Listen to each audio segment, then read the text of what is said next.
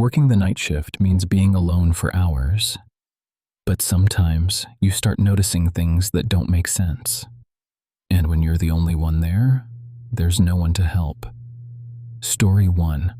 I thought the night shift at the Riverside Distribution Center would be a dead-end job with a dead-easy paycheck. Just me, a stack of pallets, and the occasional squeak of a forklift. I never imagined I'd start recording my own terror. It started at 2:13 a.m. The warehouse was a cavern of shadow, the rows of metal shelves stretching like a grid of steel trees.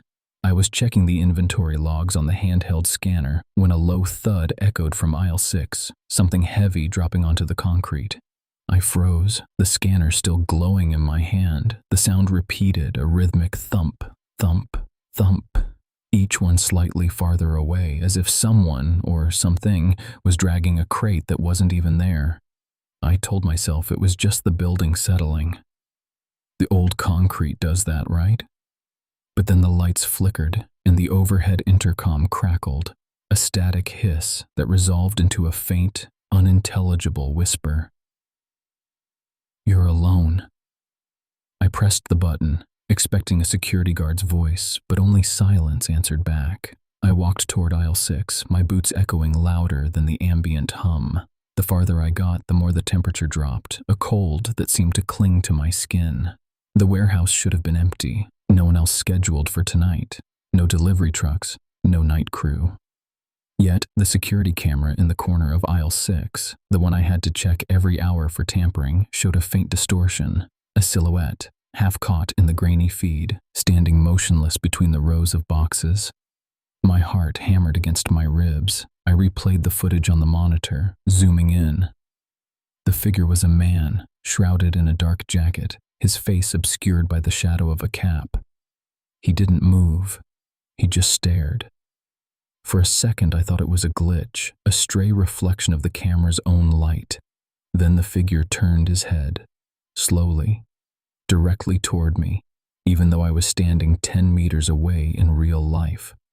I could feel his gaze, an invisible weight pressing on my shoulders.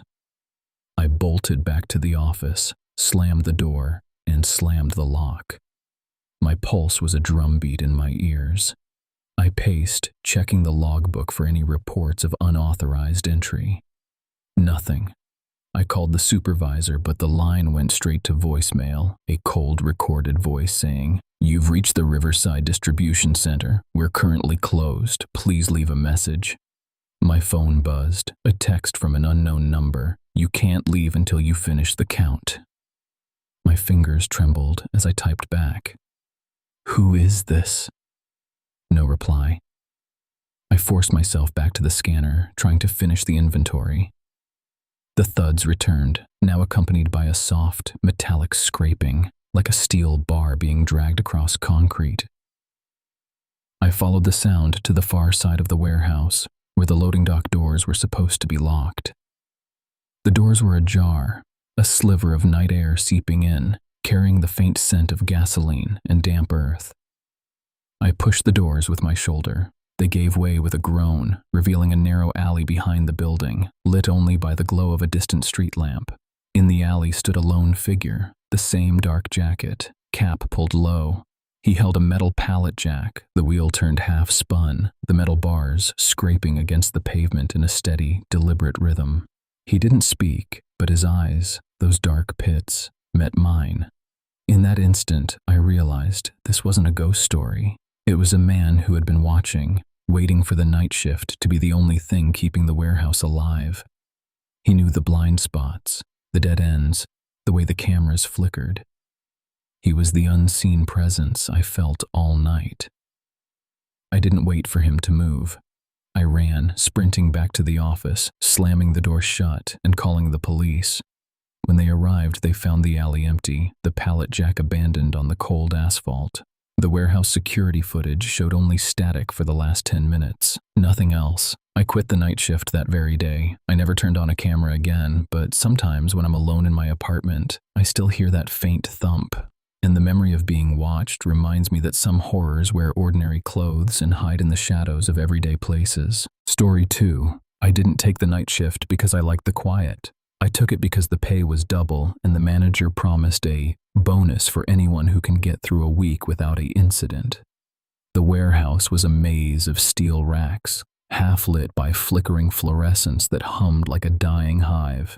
I'd been alone for 2 weeks, the only sound my boots on the concrete and the distant clank of a conveyor that never actually moved at night. It started on the third night. Around 2:13, a low thump echoed from the far end of aisle 7, where the pallets of unsold electronics sat. I paused, heart ticking louder than the fluorescent buzz, and listened. Nothing. I shrugged it off as a stray box falling from a broken shelf. I kept walking, humming a static-filled pop song to drown the emptiness.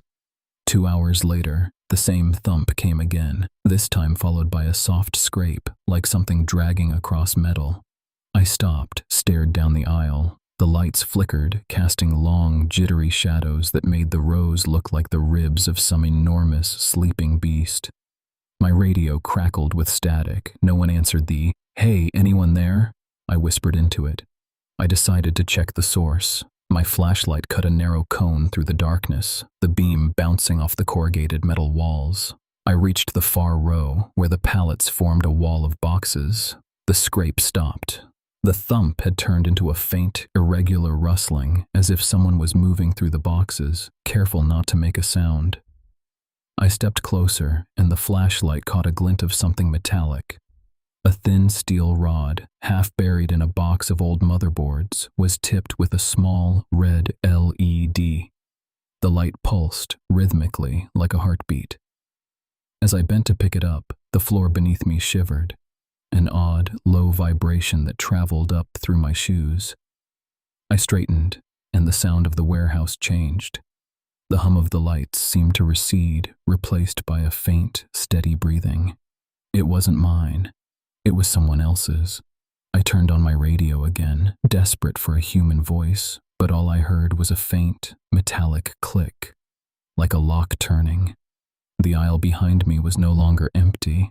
A silhouette materialized at the far end, just beyond the reach of my flashlight, standing perfectly still. I couldn't make out a face, only the outline of a coat and the subtle tilt of a head, as if it were watching me. My stomach clenched. I backed away, the flashlight trembling in my grip.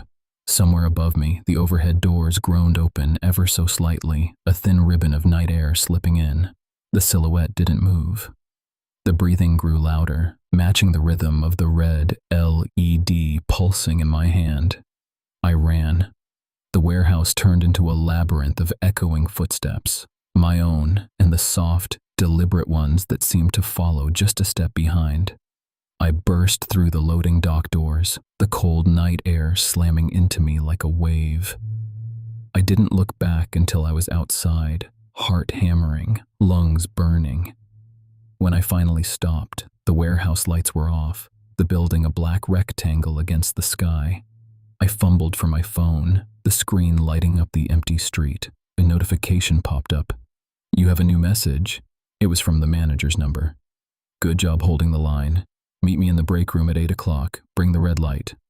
I stared at the phone, the red LED from the rod still glowing faintly in the pocket of my jacket. I could feel eyes on me, even in the daylight, and the thought that the unknown presence might have been waiting for this very moment sent a cold shiver down my spine. I never took the night shift again.